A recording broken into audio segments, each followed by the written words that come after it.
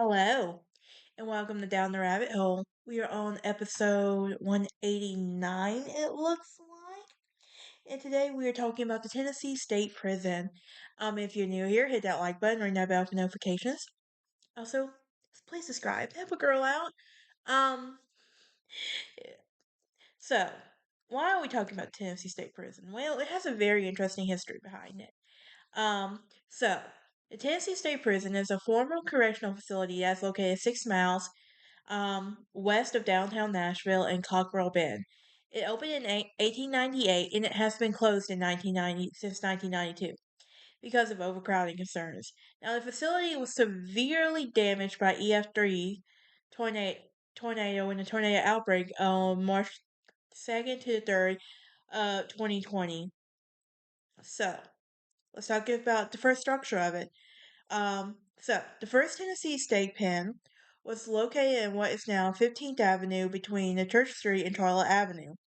It became operational January 1st, 1839, with 200 cells, a warden's residence, and a hospital, modeled after the Auburn Auburn pen, ugh, Auburn Penitentiary in both discipline and design.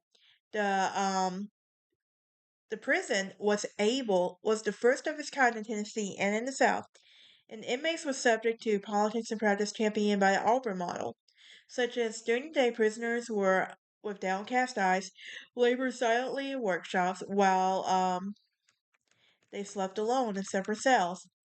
Under no circumstance could they communicate with one another. When they also only opened necessity demanded, could only they receive letters or calls from relatives and friends. Now, the prison housed both men and women, with the first male inmate registered in 1831 and the first female in 1840. In 1863, the Union Army took control of the pen and used it as a military prison. And under Union occupation, the prison's population tripled conditions worse the tripled and conditions were worsened. Convicts were released to federal government by occupation government of Tennessee to help repay their mounting debts. Now, among the prisoners held during the time was Mark R. Cockrell, who was a Confederate sympathizer whose West Nashville property would later be purchased for the construction of the new prison. Now, following the Civil War, the percentage of black inmates in the state pen increased dramatically. From roughly 5% to the prison's population prior to the Civil War to 62% in 1869. Now, the proportion of black women in prison was significantly higher to black men in relation to whites, with all female prisoners in Tennessee in 1868 being an African American woman. Um, every convict was expected to defray a portion of the cost of incarceration by performing physical labor, and inmates would work up to 16 hours a day um, for meager rations and unheated, ventilated sleeping quarters. Now, the 1840s saw a rise in the use of the prison labor, with inmates being employed with its construction in the Capitol building in Nashville. Now, prison labor was so lucrative that the state prisons became a revenue generating system that came in direct competition with free laborers. Now, the state also contracted with private companies to operate factories inside the prison while using convict labor. In 1870, the state pen reached a deal with the Tennessee Coal, Iron, and Railroad Company, establishing the first convict leasing program to the county. Now, this only added to the growing frustrations among the free laborers who staged a strike against the Tennessee Coal, Iron, and Railroad Company in 1871.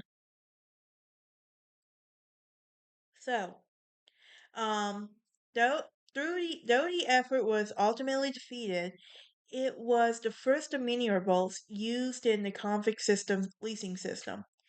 And the state also contracted with private companies to operate factories inside the prison to use conflict labor. Now, a woman's wing was opened in 1892, but overcrowding soon forced the men and women to be housed together. Let's talk about the second structure now from 1898 to 1992. So, um, the design was proposed a new prison system for the construction of a Gothic fortress like structure. The Second Tennessee prison contained 800 small cells, each designed to house a single inmate. In addition, administration building and other smaller buildings for offices, warehouses, um, that were built within the 20 feet high, 3 feet thick walk walls. Now, the plan was also provided for working form outside, and it mandated a separate system for younger offenders to isolate them from older hardened criminals. A separate women's wing built on the northwest wing corner of the grounds then housed the female inmates who worked on the farm as well. The new prison was built by Enoch Guy Elliott, who was married to Lady Ida Beasley Elliott, a missionary to Burma, and Governor Peter Tarney made Enoch Guy Elliott the chief warden of the old prison, and he also used the prison labor to build a new prison. Now, construction costs for the second Tennessee State Pen exceeded 500,000, which would be equivalent to 12.3 million. Not including the price of the land. The prisoner's 800 cells um opened to receive the prisoners February 12th, 1898. And that day they admitted 1,403 prisoners, creating immediate overcrowding. To the greater or lesser extent, overcrowding persisted throughout the next century. Now, the original Tennessee State Pen on Church South Street was demolished in 1898, and salvageable materials were used in the construction of outbuildings of the new facility, creating a physical link from 1831 to the present.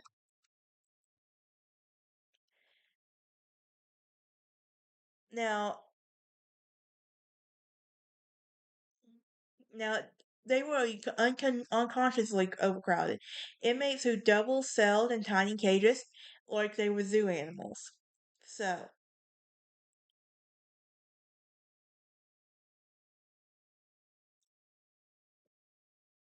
but several incidents have occurred um, as well. On August 4th, 1906, 16 prisoners blew out the end of one wing of the prisoners and escaped. One of the inmates was shot and killed by guards. Two who had escaped were never recaptured, and later a group of inmates seized control of the segregated white wing and held it for 18 hours before surrendering. In 1907, several convicts commandeered a switch engine and drove it through the prison gates. In 1938, inmates staged their mass escape. Several serious fires ignited at the pen, including the one that destroyed the main one in the dining room. But yes. But that is it for this episode. Y'all can join me next time as we talk about um the father the grandfather of Europe, Christian the Ninth. Yes, how do we get on this topic? Well, gets us down the rabbit hole after all. Y'all have a happy Thanksgiving.